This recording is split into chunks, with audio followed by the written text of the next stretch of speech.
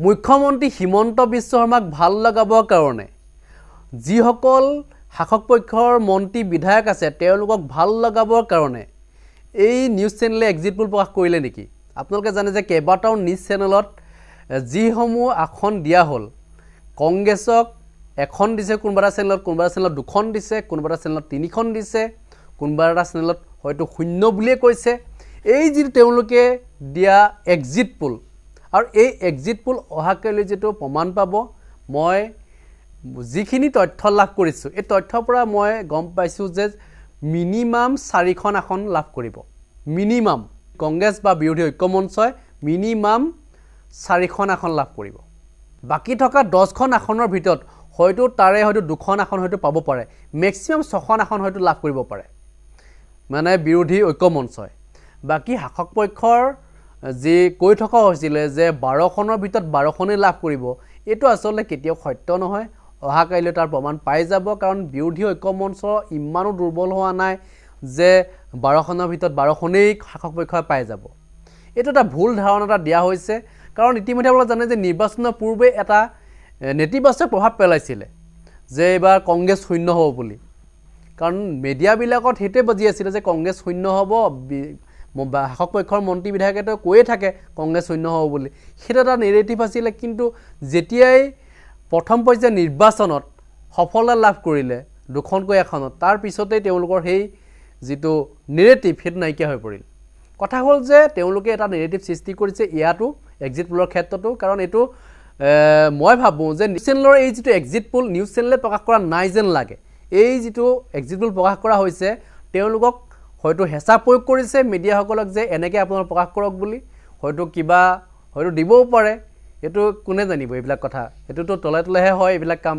গতিকে এইখিনি কথা ওলাব, লাহে লাহে ওলাব, কাৰণ কিছুমান কথা হয়তো আপোনালোকে বহুতেই নাজানে, কিছুমান ভিতৰুৱাকৈ কিছুমান মেনেজ হয় আৰু যাৰ কাৰণে এনেকুৱা ধৰণৰ এক্সিট পোল প্ৰকাশ হয় বুলি অনুভৱ হয়।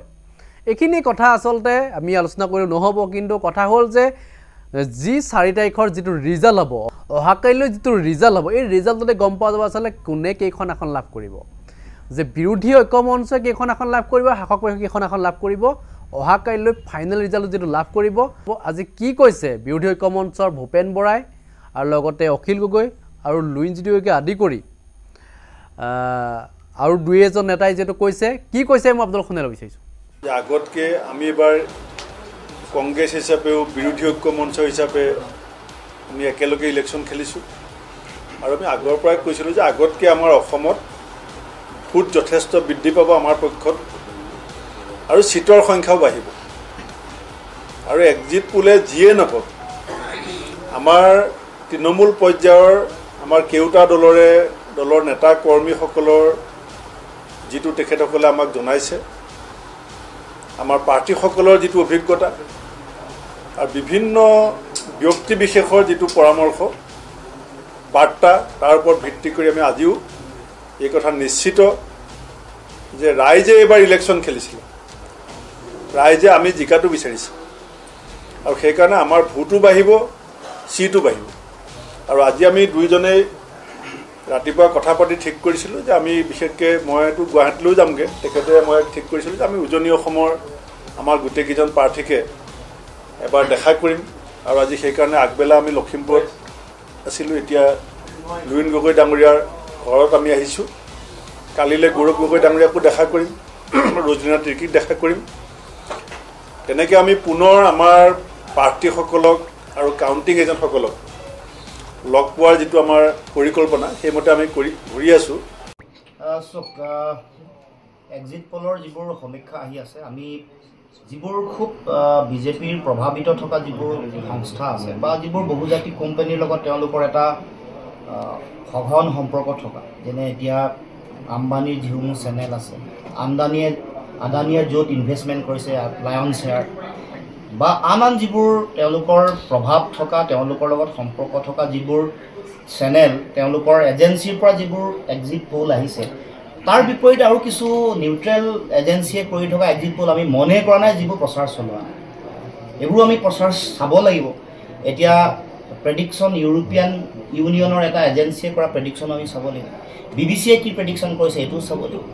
প্ৰসূন বাজপেয়ীয়ে কৰা যিটো এনালাইচিছ সেইটো আমি কিয় চোৱা নাই ৰবিশ কুমাৰে কোৱা এনালাইচিছটো আমি কিয় চোৱা নাই এইবোৰ চাই আৰু কিছুমান এনেকুৱা ধৰণৰ কিছুমান এজেঞ্চিয়ে কৰা যিবোৰ এক্সিট পল এইবোৰ চাবলৈ তাত সকলোতে ইণ্ডিয়াত মিনিমাম 280 পৰা 295 লৈকে তেওঁলোকে চিট দিছে অসমতো একেবাৰে কম 5খন আসন দিছে এইটো আমি কোৱা কথা নাই নিউট্ৰেল এজেঞ্চি এইবোৰ যিসকলে আজি যাৰ এক্সিট পল লৈ আমি বহি আছোঁ তেওঁলোকতো কাৰ প্ৰভাৱত থকা সকলোৱে জানে আৰু এইটো কথাও জনা দৰকাৰ যে এক্সিট পল কেনেবাকে তেওঁলোকে অত্যুৎসাহী হৈ দিওঁতে আগতে কেতিয়াবা ক্ষমা খুজিব লগাও হৈছে বিহাৰৰ নিৰ্বাচন ঝাৰখণ্ডৰ নিৰ্বাচন আৰু তাৰ লগে লগে আৰু আমি বিভিন্ন সময়ত গোটেই এই প্ৰক্ৰিয়া যেতিয়াৰ পৰা এক্সিট পলৰ গোটেই ধাৰণাটো আহিছে সৰ্বমুঠ 8 বাৰ তেওঁলোকৰ ভুল হৈছে 8 বাৰ তেওঁলোকে কোৱা সিদ্ধান্তৰ বিৰুদ্ধে গোটেই ফলাফল আহিছে আৰু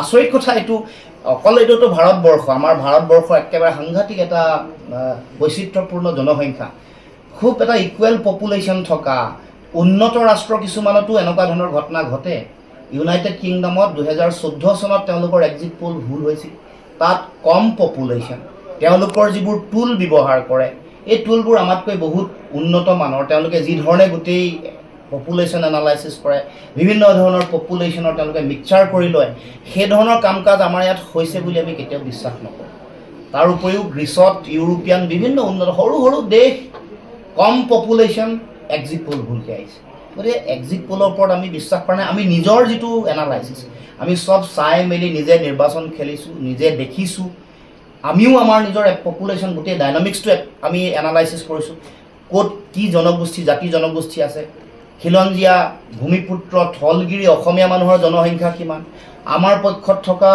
আন যিবোৰ শক্তি তেওঁলোকৰ জনসংখ্যা কিমান তেওঁলোকৰ ষ্ট্ৰং এৰিয়া কি তেওঁলোকৰ ষ্ট্ৰং এৰিয়াৰ কিমান খহনীয়া হৈছে সকলো চাই চিতি মই মোৰ নিজৰ সমষ্টিটো কৈছোঁ যে এইটো কনফিডেণ্ট ইয়াত আমি জিকিম ইয়াত কোনো চান্সে নাই তেওঁলোকৰ জিকাৰ আৰু তেওঁলোকে গমেই পোৱা নাই খহনীয়া তেওঁলোকৰ কেনেকৈ হৈছে কেনেকৈ তেওঁলোকক ঠগিছে বা তেওঁলোকক কেনেকৈ ভোট দিয়া নাই গতিকে এইটো এটা তেওঁলোকে আৰু এনেকুৱাও কিছুমান ভোট থাকে যিবোৰৰ বডি লেংগুৱেজ চাই আপুনি একো ক'ব নোৱাৰে এনেকৈ যদি মানে 10,000কে এটা সমষ্টিত যদি আপুনি ধৰি লয় যিবোৰ তেওঁলোকেতো ডাটা কিছুমান এনালাইচিছ কৰিছে কিছুমান মানে ডাটা কিছুমান কালেকশ্যন কৰি কিন্তু আপুনি নৰ্মেলি চালেও কিছুমান মানুহৰ বডি লেংগুৱেজত ধৰিব নোৱাৰে তেওঁ কোনফালে আছে এনেকৈ যদি 10,000 এটা সমষ্টিত কাউণ্ট কৰে আমাৰ 10টা সমষ্টি আছে 1 লাখ ভোটৰ আপুনি কোনো প্ৰেডিকশ্যন কৰিব নোৱাৰে গতিকে এই গোটেই কথা বতৰাবোৰক লৈ আমি ইমান চিন্তিত নহয় আমি কনফিডেণ্ট আমি বিৰোধী ঐক্য মঞ্চ আমি আত্মবিশ্বাসী ভাল ফলাফল আহিব ৰিজাল্ট কি আহিব বহুবাৰ কৈছোঁ কিমানটা সমষ্টিত জিকিম এইবোৰ আমি আগতীয়াকৈ কৈছোঁ কিন্তু মই মোৰ নিজৰ সমষ্টিটোৰ কথা ক'ব খোজোঁ যে ইয়াত জিকিম ভালকৈ জিকিম আৰু 4 তাৰিখে ভাল ফলাফল আহিব আৰু আমাৰো যিসকল দলীয় কৰ্মকৰ্তা যিসকল আছে যিসকল নেতা আছে সকলোৱে কোনেও মানে এই যিটো এক্সিট পল ইয়াত যাতে হতাশ নহয় নিৰাশ নহয় আমাৰ অখিল গগৈ ডাঙৰীয়া ভূপেন বৰা ডাঙৰীয়াই যিটো কথা ক'লে শেষলৈকে যাতে সকলোৱে যাতে ধাৰাবাহিকতাটো ৰাখে যুঁজি থাকে কাৰণ এই যে এইটো চাইকলজিকেল তেওঁলোকে এইটো এডভান্টেজ ল'ব খুজিছে এইটো তেওঁলোকে য'ত তেওঁলোকৰ মাইনৰ ডিফাৰেঞ্চ থাকিব য'ত তেওঁলোকৰ কম ডিফাৰেঞ্চ থাকিব এইবোৰত তেওঁলোকে বিভিন্ন ধৰণৰ কূটকৌশল ৰচনা কৰিবলৈ চেষ্টা কৰিব গতিকে সাৱধান হৈ শেষলৈকে ধৈৰ্যৰে তেওঁলোকে যাতে যুঁজি থাকে ক'ৰবাত কিবা এটা এখন টেবুলত যদি গণ্ডগোল হয় তাৰ পৰা যাতে সেইখন টেবুল নাহে গোটেইবোৰ যাতে তালৈ নাহে সকলোৱে যাতে নিজা নিজা দায়িত্ব মাইনিউটলি অবজাৰ্ভ কৰা যুঁজি থকা কামটো লাষ্ট মমেণ্টলৈকে কৰে ফলাফল আহিব আমাৰ পক্ষত চাই থাকক ইতিমধ্যে অখিল গগৈ ডাঙৰীয়াই যিটো কথা ক'লে এক গুৰুত্বপূৰ্ণ অভিযোগ যিহেতু শেষ মুহূৰ্তত যিটো ভোটৰ সংখ্যা বৃদ্ধি পালে গতিকে এই গোটেই সমীক্ষাটো এই এক্সিট পলটো যদি কিবা কাৰণত সত্য হয় প্ৰমাণিত হয় তেন্তে এই যিটো EVMৰ মেনিপুলেশ্যনৰ কথাটো আপুনি কি ধৰণে প্ৰকাশ কৰিব প্ৰতিক্ৰিয়া আমিতো ইতিমধ্যে কৈছোঁ যে আমাৰ ডিব্ৰুগড়তো 70,000কে বেছি ভোট বৃদ্ধি হোৱা বুলি কৈছে প্ৰকাশ আপোনালোকে সংবাদ মাধ্যমত বাতৰি পৰিৱেশন কৰিছে আৰু বৃদ্ধিৰ হাৰ 4.2%। গতিকে 4.2% যেতিয়া বৃদ্ধি হয় এইটো মেটাৰ কৰে 2014 চনত যেতিয়া বিজেপিৰ চৰকাৰ আছিল এইটো 7% নিউ ভোটাৰৰ যিটো তেওঁলোকৰ পক্ষত যিটো তেওঁলোকৰ ভোট পৰিছিল সেইটোৱে গোটেই ভাৰতবৰ্ষৰ ৰাজনীতি সলনি কৰিছিল গতিকে 4.2% য'ত খুব ক্ল'জ কণ্টেষ্ট হৈছে তাত এইটো ডাঙৰ মেটাৰ কৰে যদি এনেকুৱা ধৰণৰ কিবা কাম ঘটিছে তেতিয়া নিশ্চিতভাৱে নিৰ্বাচনৰ ফলাফলত প্ৰভাৱ পৰিব গতিকে সেই কথা আমি বাৰে বাৰে সেইকাৰণে কৈ আহিছোঁ ইয়াত সুপ্ৰিম কোৰ্টৰো এটা ক্লোজ অবজাৰভেশ্যনৰ প্ৰয়োজনীয়তা আছিলে, পিছত গোটেই বিষয়টো হৈ নুঠিলে বা ইলেকশ্যন কমিশ্যনৰ ক্লিয়াৰিটি লাগিছিলে। আমিও ৰিটাৰ্ণিং অফিচাৰৰ কথাটো কৈছিলোঁ যে এটা স্পষ্ট দৃষ্টিভংগী দাঙি ধৰিব লাগে। গতিকে সেইটোৱে এটা প্ৰভাৱ পেলাব পাৰে, সেইটোৰ প্ৰতি আমাৰ সদায় সন্দেহ আছে বা থাকিব। কিন্তু এতিয়া যিহেতু উচ্চতম ন্যায়ালয়, ইলেকশ্যন কমিশ্যন এটা ইণ্ডিপেণ্ডেণ্ট এজেঞ্চি, ন্যায়টো ডেমক্ৰেচিক দিব লাগিব সকলোৱে। এখন গণতন্ত্ৰ, সকলোৰে দায়িত্ব ডেমক্ৰেচিক ন্যায় দিয়া। গতিকে আমি ভাবিম যে এনেকুৱা ধৰণৰ কথা বতৰাবোৰৰ সম্পৰ্কত তেওঁলোকৰ নিশ্চয় এটা শক্তিশালী স্থিতি থাকিব। এতিয়াতো গোটেই আহি আছে, কিন্তু মই আত্মবিশ্বাসী যিয়েই যি নকৰক লাগিলে 4 তাৰিখে ফলাফল ডিব্ৰুগড় লোকসভাত বিৰোধী ঐক্য মঞ্চৰ পক্ষত থাকিব। বিৰোধী ঐক্য মঞ্চক যে অসমৰ মানুহে ভাল পাইছে আৰু বিজেপি চৰকাৰখনক, হিমন্ত বিশ্ব শৰ্মা চৰকাৰখনক যে সলনি কৰিব খুজিছে, এইখনক যে সহ্য কৰিব পৰা নাই, এইবাৰ 2024 চনৰ নিৰ্বাচনে এইটো প্ৰতিপন্ন কৰিলে। আৰু সেইকাৰণে 2024 চনৰ ৰিজাল্ট যিয়ে নহওক লাগিলে, কেন্দ্ৰীয় চৰকাৰত যদি NDA চৰকাৰ হয়, নৰেন্দ্ৰ মোদীও যদি প্ৰধানমন্ত্ৰী হয়, কিন্তু 2026 চনত আমি অসমত বিৰোধী ঐক্য মঞ্চ চৰকাৰ গঠন কৰিব পাৰিম। ৰাইজে সেইধৰণে আমাক উৎসাহ দিছে, সেইধৰণে আমাক ভৰসা দিছে, সেইধৰণে আমি আস্থা পাইছোঁ। আৰু সেইকাৰণে মই সকলোকে, আমাৰ বিৰোধী ঐক্য মঞ্চৰ সকলো দল, সকলো নেতা আৰু সকলো কৰ্মীকে মই আহ্বান জনাওঁ যে আপোনালোক কোনো আশাহত নহ'ব।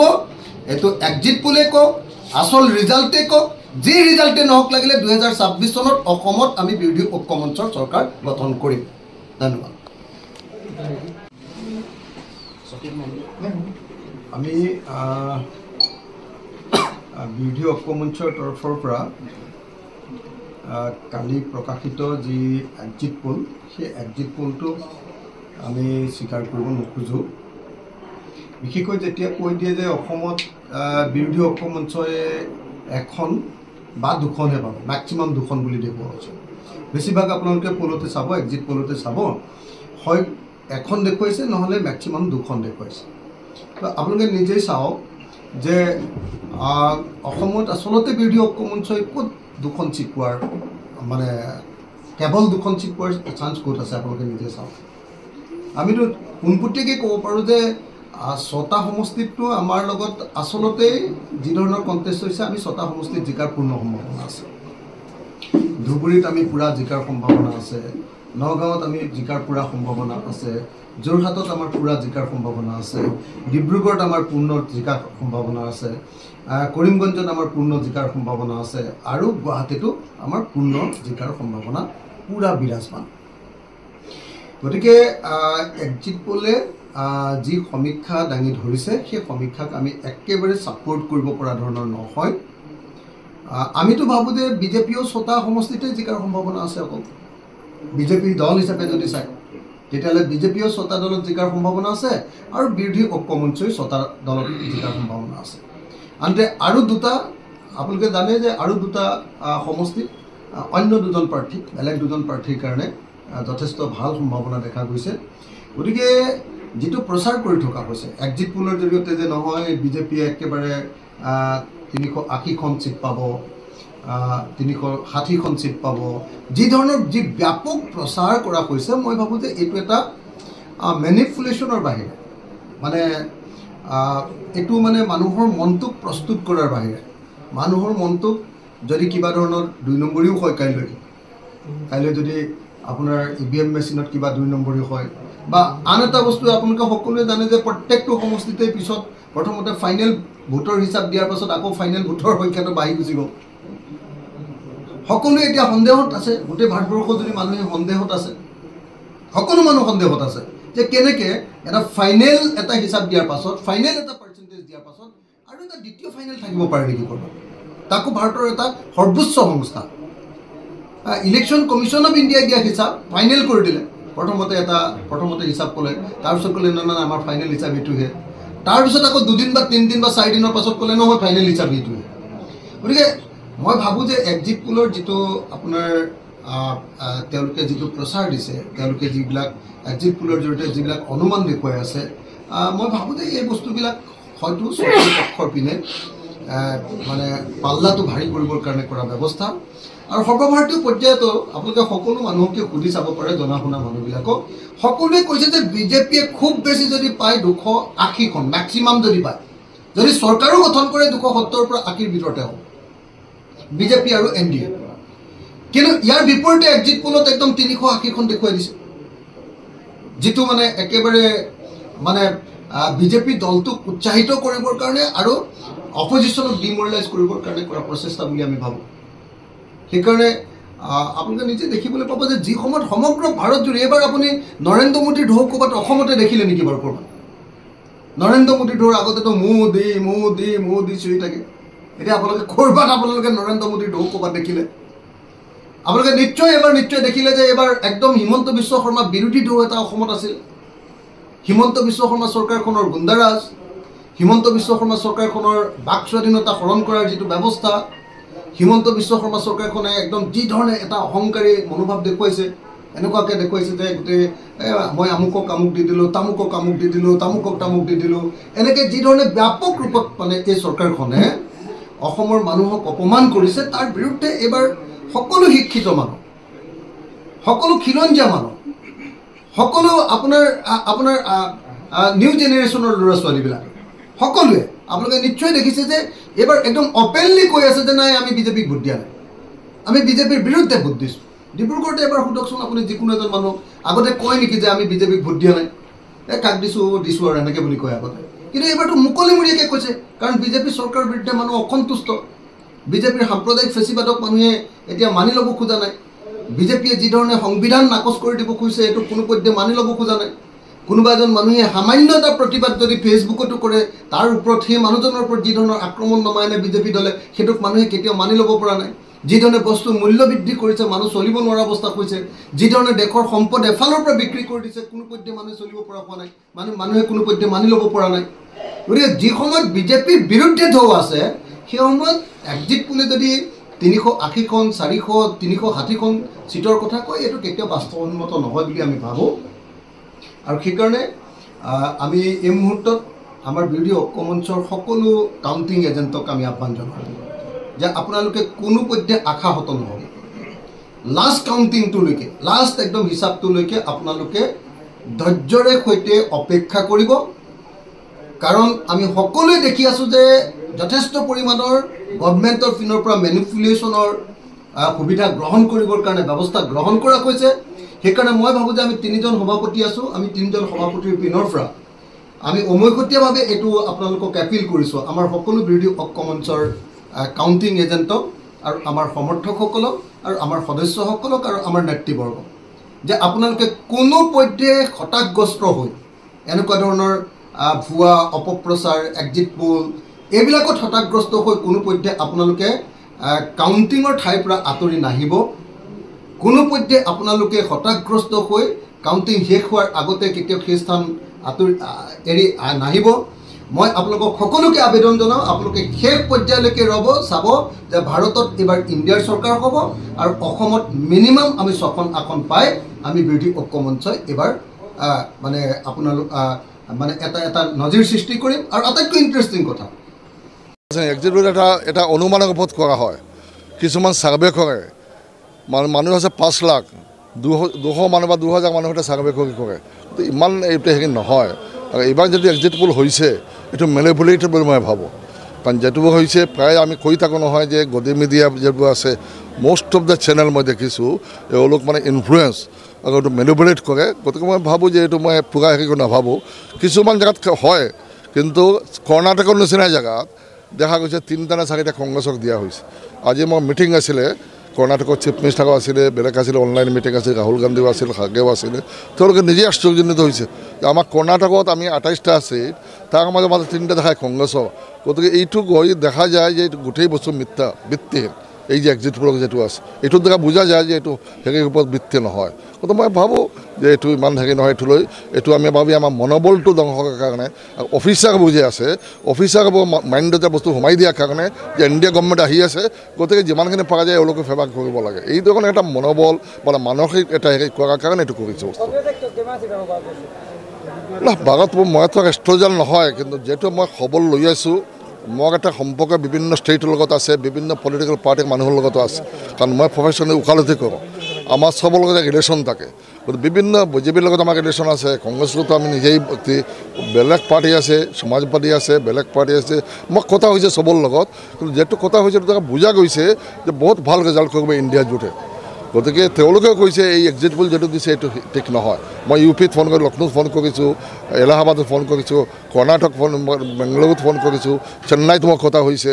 চাউথত কি দেখাইছে চাওকচোন, চাউথতো উল্টা দেখাইছে বস্তুটো। গতিকে গোটেই বস্তুটো মই ভাবোঁ যে যিবোৰ খবৰ লৈ মইছোঁ খবৰৰ ভিত্তিতে মই ক'ব পাৰোঁ যে এক্সিট পোলটো ঠিক নহয়। না কংগ্ৰেছ মানুহ যিটো মই দেখা পাইছোঁ, মইতো বিভিন্ন জেগাত গৈছোঁ, মইতো ঘৰত বহি থকা নাই। মই আগতো গৈছোঁ, যোৱাকালিও গৈছোঁ, তাৰ আগতো মই গৈছোঁ, ফ্লাড আহিছে। মানুহক যিটো মৰম স্নেহ আৰু যিটো আশীৰ্বাদ দেখিছোঁ, এইটোতো কংগ্ৰেছ চিটটো কোনো ৰখিব নোৱাৰা, কোনো প্ৰশ্ন নাহে। কিমান বিজেপিৰ বুটত মই জিতিম সেইটো হ'ল কথা, সেইটো 4 তাৰিখ কোৱা যাব। এইটো চবেই দেখাই আছে, এইটো দেখাই 2টা দিন ৱেইট কৰাৰ কাৰণে কি আছে, একো নহয়। এইটো 2টা পাব না 3টা পাব না 10টা পাব না 5টা পাব, এইটো এনেই সময় অপেক্ষা কৰোঁ না। মই ভাবোঁ আমি 5টা মিনিমাম পাম, 5টা মিনিমাম 5টা। আমি গুৱাহাটী পাম, যোৰহাট পাম, কৰিমগঞ্জ পাম, নগাঁও পাম, ধুবুৰী পাম, আৰু ডিব্ৰুগড়তো আমি কংগ্ৰেছৰ নহ'লে আমাৰ ৰঞ্জিত কৰি দিওঁ 6টা, কংগ্ৰেছ 5টা প্লাছ 5, 6 এইটো মিনিমাম মই ধৰি লৈছোঁ হ'ব। আৰু যিটো এতিয়া মোদী ডাঙৰীয়াই কৰি আছে, আৰু নিশ্চয়কৈ আজি বিৰোধী এটা সময়ত তেওঁলোকে বহুবিলাক দল লগ লাগি, প্ৰায় 26টা দল লগ লাগি, তাৰো বেছি আৰু দল তেওঁলোকে কয়, লগ লাগি পেলাই ইণ্ডিয়া এলায়েন্স গঠন কৰিছিলে। তেওঁলোকে এটা এনেকুৱা ভাৱ দেখুৱাইছিলে যে তেওঁলোকে একেবাৰে মোদী প্ৰতিহত কৰিব পাৰিব। কিন্তু ৰাইজে গম পায় যে ক্ষমতাৰ স্বাৰ্থত সাপে বেঙে লগ লাগিছে, এই কথাটো ৰাইজে গম পায়। আৰু সেইটো কাৰণে সেই ইণ্ডিয়া এলায়েন্সক যোৱাবাৰতকৈ আৰু বেছি তেওঁলোকৰ এটা মুখ্য মাধৱ আঘাত বুলি ক'ব লাগিব, একেবাৰে বেছি। যি মই ভাবোঁ যিখিনি এক্সিট পলত দেখুৱাইছে তাতকৈ বেছি বেয়া ৰিজাল্ট তেওঁলোকে লাভ কৰিব। আৰু নিশ্চয়কৈ ভাৰতীয় জনতা পাৰ্টি মিত্ৰজোঁটে আমি যিখিনি এক্সিট পলত দেখুৱাইছে তাতকৈ আমি অধিক সংখ্যক আসন, চাণক্য দেখুৱাইছে আমি 400+ পাইছোঁ, প্লাছ 25, 15 প্লাছ মাইনাছ এনেকৈ দেখুৱাইছে। কিন্তু আমি দৃঢ়তাৰ দ্বাৰাই ক'ব পাৰোঁ যে 400+ আমি অহা 4 জুনত আপোনালোকে দেখিব যে 400+ আমি পাম। বিশ্বাস নকৰে আৰু তেওঁলোকে গধি মিডিয়া এইটো আৰু ফিক্স মানে ফিক্স এইটো কংগ্ৰেছৰ মনোবল ভাঙিবৰ কাৰণে কংগ্ৰেছক মানে ঠাণ্ডান কৰিব যিকোনো অন্য দল সৰু সুৰা দলক যাতে এতিয়াই তেওঁলোক বিজেপিৰ শৰণাপন্ন হয় তাৰ বাবে এনেধৰণৰ প্ৰিফিক্স হেৰি ওলাইছে। কংগ্ৰেছে একচুৱেলি কি হয়, এক্সাম্পলটো এইটোৱে, যেতিয়া এজন ল'ৰাই মেট্ৰিকত বেয়া ৰিজাল্ট কৰে বা হায়াৰ ছেকেণ্ডেৰীত বেয়া ৰিজাল্ট কৰে বা কোনো এটা এক্সামত বেয়া ৰিজাল্ট কৰা যায়, তেতিয়া কি হয়, গাৰ্জেনবিলাকে যদি কয় যে মাষ্টৰে ভালকৈ পঢ়া নাছিলে বা পৰীক্ষাটো ভালকৈ তেওঁলোকে চোৱা নাই, যোনে চাইছিলে তেওঁলোকে ভালকৈ মাৰ্কছ দিয়া নাই এক্সামিনাৰে, তেতিয়া এই ল'ৰাজনৰে ক্ষতি কৰিব। ঠিক তেনেদৰে কংগ্ৰেছৰ সেই অৱস্থা হৈছে যে তেওঁলোকে ৰিয়েলিটিত নাথাকে, তেওঁলোকে বৰঞ্চ তেওঁলোকে হাৰাৰ পৰা তেওঁলোকে শিকিব লাগে যে কি কাৰণ তেওঁলোকে পৰাজয় বৰণ কৰি আছে। ক্ৰমাগতভাৱে প্ৰত্যেকটা নিৰ্বাচনত তেওঁলোকে কিয় মুখ থেকেচা খাইছে, তেওঁলোকে তাৰমানে আচল ৰিয়েলিটিত নাথাকে, যাৰ ফলত নেকি তেওঁলোকে আকৌ যেতিয়া তেওঁলোকে উপলব্ধি কৰিব নোৱাৰিব ৰিয়েলিটিত, তেতিয়া তেওঁলোকে আকৌ ভৱিষ্যতে যি আমি কৈ আছোঁ, আমি ভাৰতীয় জনতা পাৰ্টীয়ে আমি কংগ্ৰেছ শূন্য ভাৰতৰ কথা কোৱা নাই, কিন্তু তেওঁলোকৰ নিজৰ কাম কাজৰ কাৰণে আজি কংগ্ৰেছ শূন্য হৈছে। আৰু এইটো কাৰণে ভৱিষ্যতে হয়তো কংগ্ৰেছ দলটোৱে আৰু নাথাকিবই, বিৰোধী প্ৰধান দল হিচাপে তেওঁলোকে বৰ্তমান আছে, কিন্তু ভৱিষ্যতে এইটো কংগ্ৰেছ দলে যদি তেওঁলোকে ভুলৰ পৰা নিশিকে, এইটো মই তেওঁলোকক ছাজেশ্যন দিয়াৰ বৰ অধিষ্ঠতা নাই, কিন্তু এইটো কথা যিহেতু আপোনালোকে ক'লে যে তেওঁলোকে মানি লোৱা নাই, এইটো মানি নোলোৱাৰ কাৰণেতো আজি এইটো বিষয় হৈছে। আজি কংগ্ৰেছৰ এনেকুৱা অৱস্থা হৈছে, তেওঁলোকে বিজেপিকে দোষাৰোপ কৰিব পাৰে, তেওঁলোকৰ দোষাৰোপ কৰিব বিচাৰিছে, কিয়নো বিজেপি আজি আমাৰ ৰাইজে মেণ্ডেট যোনে দিয়ে তাক সন্মান কৰিব লাগিব। ৰাইজে বিজেপিক ভাল পাইছে, ভোট দিছে, সেই মেণ্ডেট সেইটো এটা, আৰু সেই মেণ্ডেট সন্মান কৰিব পাৰিলেহে দলবিলাকে ভৱিষ্যতে তেওঁলোকে অগ্ৰগতি লাভ কৰিব পাৰিব। কংগ্ৰেছ কমিটি আৰু বিজেপি এটা ঐক্যবদ্ধ যুঁজ দিছে ইউডিএফৰ বিপক্ষত, এইটো লাগিছে মোৰ। কাৰণ আমি 3খন আসনত খেলিছিলোঁ, ধুবুৰী, নগাঁও আৰু কৰিমগঞ্জ, তাতেই কংগ্ৰেছ তৎপৰ দেখা গৈছে। আৰু ব্যক্তিগতভাৱে গৌৰৱ গগৈ ইলেকশ্যন খেলিছে যেন মোৰ লাগিছে, ইণ্ডিপেণ্ডেণ্ট ইলেকশ্যন খেলি আছে, আৰু মীৰা বৰঠাকুৰ, এই 2জন কেণ্ডিডেটৰ বাহিৰত কংগ্ৰেছৰ দলীয় হিচাপে দল হিচাপে অসম প্ৰদেশ কংগ্ৰেছৰ কত কোনো তৎপৰতা দেখা নাই। এনেকা যেন লাগিছে বিজেপিক ৱাকঅভাৰ দি দিছে গোটেইকেইটা সিট। ইউডিএফৰ প্ৰতি মানুহৰ আস্থা আছে, কিন্তু আমি দুইটা বৃহৎ শক্তি মুখ্যমন্ত্ৰী আৰু তেওঁৰ কংগ্ৰেছৰ তেওঁৰ টিম, এই দুই যৌথ যি টিম, এই টিমৰ লগত হয়তো আমি ক'ৰবাত ফেইল কৰিছোঁ। আমি 4 তাৰিখে পিছবেলা 2-3টাৰ পিছত গম পোৱা যাব, কিন্তু প্ৰেডিকশ্যন যেটো দেখিছোঁ বৰ দুখ লগা প্ৰেডিকশ্যন। আমি কোনো এক্সপেক্ট কৰা নাছিলোঁ যে আকৌ ক্লিন সুইপ হ'ব বুলি আমি ভাবাই নাছিলোঁ।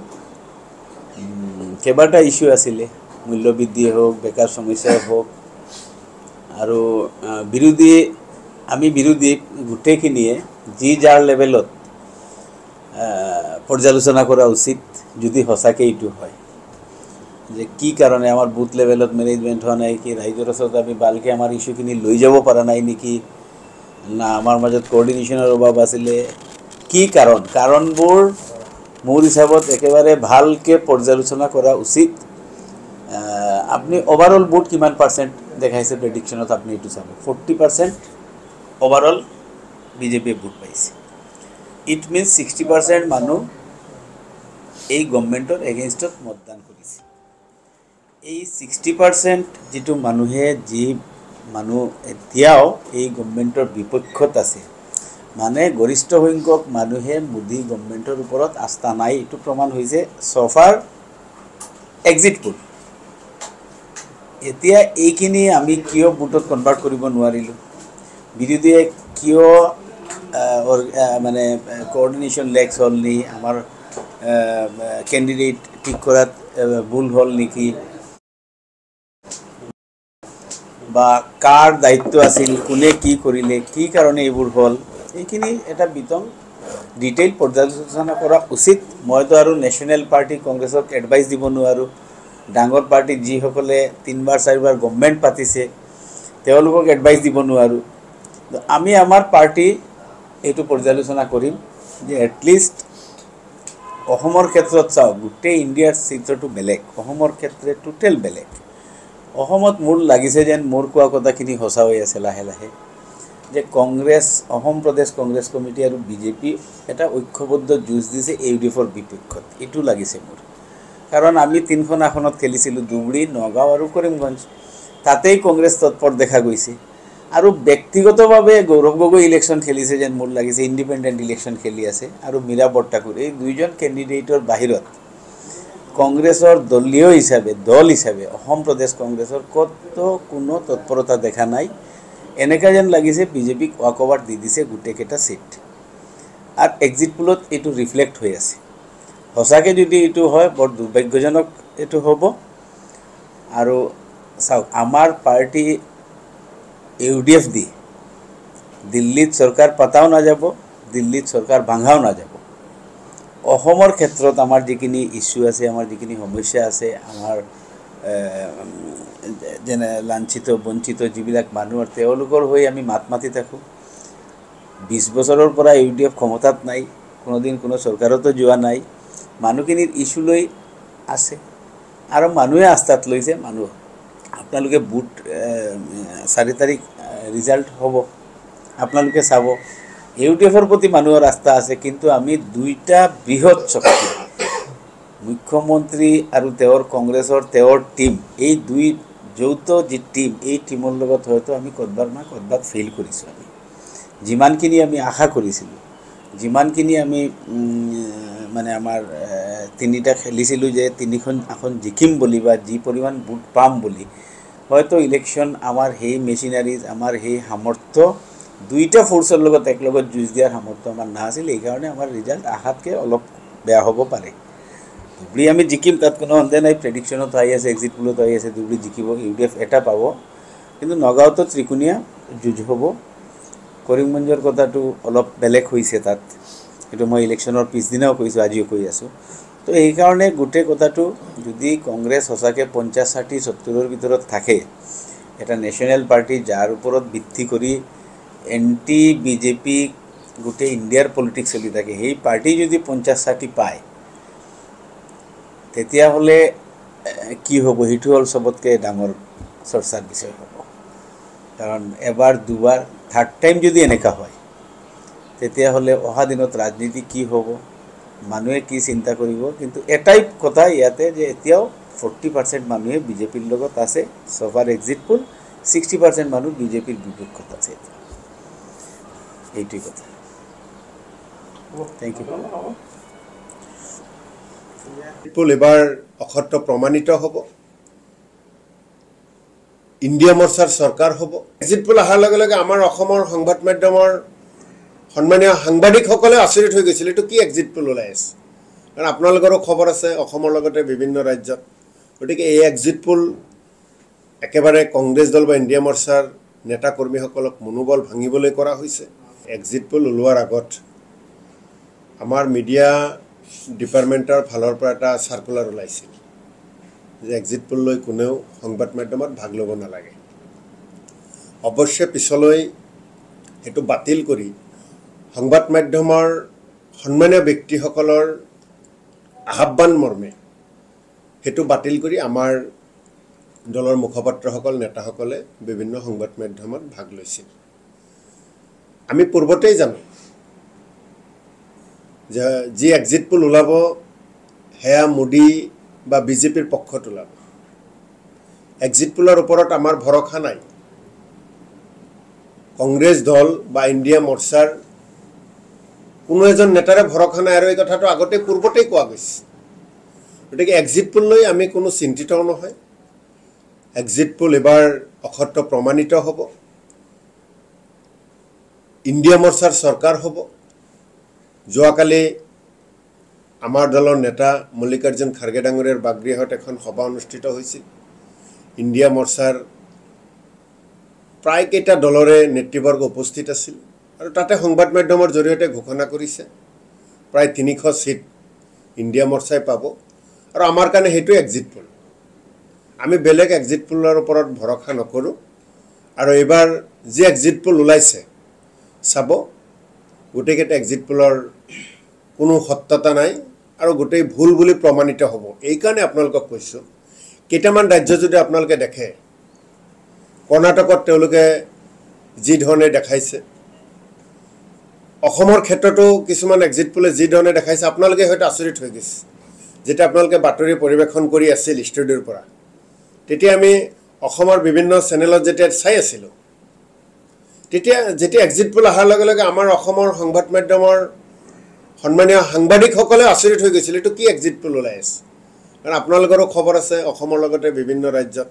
গতিকে এই এক্সিট পোল একেবাৰে কংগ্ৰেছ দল বা ইণ্ডিয়া মৰ্চাৰ নেতা কৰ্মীসকলক মনোবল ভাঙিবলৈ কৰা হৈছে।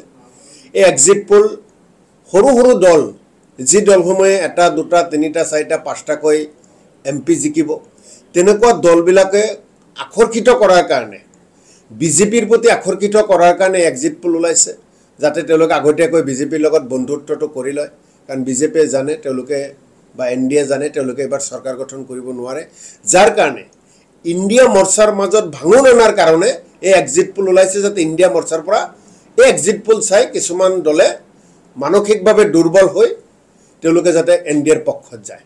কিন্তু এইবাৰ ইণ্ডিয়া মৰ্চাৰ প্ৰতিটো দলেই সবল স্থিতি লৈছে, আৰু এক্সিট পোলৰ ওপৰত কাৰো ভৰসা নাই। সকলোৱে মিলি জুলি অহা 4 তাৰিখৰ পিছত কেইবাটাও ঘণ্টা আছে, তাৰপিছত ইণ্ডিয়া মৰ্চাৰ চৰকাৰ হ'ব। যে সংসাৰ খেলটো বিজেপিয়ে খেলে, যেনেকৈ এক্সিট পোলৰ জৰিয়তে খেলিছে। আমি সংসাৰ খেল নেখেলোঁ। মুঠতে প্ৰতিদিন টাইমক ধন্যবাদ জনাইছোঁ যে আপোনালোকে কৰিছে। আপোনালোকে এই চেষ্টা অব্যাহত ৰাখিব, অহাবাৰ আৰু ইয়াতকৈ বেছি বেছি মানুহৰ কাষ চাকিব। আৰু আপোনালোকে যি কৰিছে সেই সংখ্যা পাৰ হৈ আমি পাম, আৰু বিজেপিত যিটো সংখ্যা দিছে তেওঁলোকে তাৰ পৰা বিয়োগ হ'ব। কাইলৈ এতিয়া আপোনালোকে যিটো কথা যে কৈছে EVMৰ যিটো পৰীক্ষাৰ কথাটো যে কৈছে 17A 17C, এই গোটেই বিষয়টো মানে কি, মানে আপোনালোকে কি বিচাৰিছে আচলতে? চাওক, ইতিমধ্যে 17C ফৰ্ম লৈ সমগ্ৰ ভাৰতবৰ্ষতে আমাৰ দলৰ প্ৰাৰ্থীসকল বা আমাৰ দলৰ নেতৃবৰ্গ সচেতন হৈছে। আৰু প্ৰথমতেই সমগ্ৰ ভাৰতবৰ্ষতেই এইবাৰ আমাৰ যিটো কাউণ্টিং এজেণ্ট আছে তেওঁলোকৰ ট্ৰেইনিং ইতিমধ্যে সমাপ্ত হৈছে। গতিকে আমি 17C ফৰ্ম তাত যেতিয়া পুলিং হয়, পুলিং শেষ হোৱাৰ পিছত প্ৰিচাইডিং অফিচাৰে কিমান ভোট আছিল, কিমান ভোট পুল হ'ল, এই EVM মেচিনৰ নাম্বাৰ, তাত যিখিনি ডিটেইলছ থাকে তাৰিখ সময় কেতিয়া ভোট গ্ৰহণ আৰম্ভ হৈছিল কেতিয়া সমাপ্ত হৈছে এজেণ্টসকলৰ সকলোৰ যিখিনি বিভিন্ন দলৰ প্ৰাৰ্থীসকলৰ যি এজেণ্ট থাকে এজেণ্টসকলৰ ছিগনেচাৰ সব থাকে গতিকে সিল কেতিয়া কৰিলে ইভিএম মেচিন গতিকে এই গোটেই ডিটেইলছটো তাতে থাকে গতিকে সেইটোৰ লগত সম্পূৰ্ণভাৱে ইভিএম মেচিন মিল থাকিব লাগিব ইভিএম যেতিয়া ভিভিপেট যেতিয়া খুলিব তাক মিল থাকিব লাগিব আৰু সেইখিনি তন্নতন্নকৈ চোৱা হ'ব আৰু আমি পূৰ্বৰ পৰা ইতিমধ্যে আপোনালোকে জানে মাননীয় সুপ্ৰিম কোৰ্টতো ইয়াক লৈ কেছ দাখিল কৰিছিল আৰু সেইটো শুনানিও হৈছিল আমি কি বিচাৰিছিলোঁ যে নিৰ্বাচন আয়োগে প্ৰত্যেকটো চেণ্টাৰ ৱাইজ প্ৰত্যেকটো ভোট কেন্দ্ৰ ৱাইজ কিমান ভোট আছিল কিমান পুল হ'ল তাৰ এটা ৰাজহুৱাকৈ নিৰ্বাচন আয়োগৰ ৱেবছাইটত প্ৰকাশ কৰিব লাগে নাইবা যি জিলা উপায়ুক্তসকলক ৰিটাৰ্নিং বিষয়া পাতিছিল তেওঁলোকৰ জৰিয়তে পাৰ্টীসকলক দিব লাগে কিন্তু আজিৰ তাৰিখত এইখিনি হৈ উঠা নাই গতিকে এতিয়া 17C ফৰ্মক লৈ তাতে নিশ্চিতভাৱে সকলো মিলোৱা হ'ব আৰু তাত যদি কিবা খেলিমেলি হয় তাৰ কাৰণে অবজেকশ্যনো কৰা হ'ব কাইলৈ কৰিব আপোনালোকে এইটো আমাৰতো ভোট গ্ৰহণৰ যেতিয়া গণনা হ'ব সেইদিনা হ'ব জ্যেষ্ঠ অধিবক্তা কপিল চিবাল ডাঙৰীয়াৰ এটা বক্তব্য আপোনালোকে ইতিমধ্যে দেখিছে তেওঁৰ বক্তব্যত গোটেইখিনি প্ৰকাশ পাইছে গতিকে নিশ্চিতভাৱে নিৰ্বাচন আয়োগেও এই কিছু কথা সুপ্ৰিম কোৰ্টলৈ যাবই নালাগিছিল কিছু প্ৰশ্ন আমি কৰিবই লগা হ'ব নালাগিছিল অট'মেটিক তেওঁলোকে এইখিনি কাম কৰিব লাগিছিল কিন্তু সেইখিনি কৰি উঠা নাছিল তেওঁলোকে ৰাষ্ট্ৰীয় সংবাদ মাধ্যমৰ যিটো এক্সিট পোল তাত চাবই নালাগে অসমত ইউডিএফ শূন্য হ'ব অসমৰ ৰাইজে দিছে অসমৰ সংবাদ মাধ্যমে সকলোৱে জানে গতিকে মই ভাবোঁ কালি এক্সিট পোল অহাৰ কাৰণে যিসকল অপেক্ষা কৰি ৰৈ আছিল ইউডিএফৰ ৰিজাল্টৰ কাৰণে কোনেও ৰৈ থকা নাছিল কাৰণ জানে ইউডিএফ ইতিমধ্যে শূন্য হৈছেই ইউডিএফ দল এতিয়া তেওঁলোকে 4 তাৰিখত জয়লাভ কৰিব বুলি তেওঁলোকে আশা কৰি থকা নাই ইউডিএফ দলে যুদ্ধ কৰি আছে তেওঁলোকৰ ৰাজনৈতিকভাৱে কেনেকৈ অসমত জীয়াই থাকিব পাৰে তাৰ কাৰণে তেওঁলোকে যুঁজ কৰি আছে